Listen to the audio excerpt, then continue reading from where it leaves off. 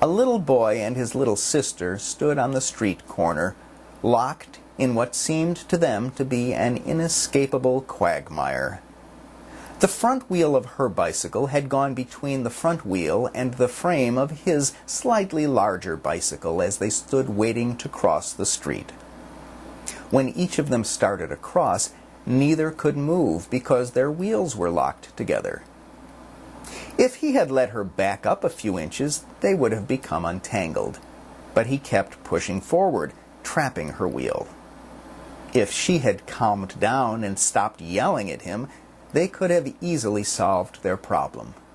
But each of them was determined to prove to the other, and to their mom, who was standing nearby telling them to stop fighting, that they were right. Each of them pushed forward, and neither got anywhere. It was less than charming to see these two kids acting in such a grown-up fashion. None of that Sesame Street sharing for them. These kids have already learned how things are really done in this world. I stopped and watched the kids, thinking that maybe they would be embarrassed and would calm down. But that didn't happen. Their mom was embarrassed, but they weren't. The mom just wanted peace between her children, but they wanted something more. They wanted justice. The girl kept shouting, "He started it!" The boy said something about his sister being a troublemaker. It was obvious that this was not just an argument about bicycle wheels. It was about the countless ways these siblings had irritated each other their entire lives in their quest to be the parents' favorite.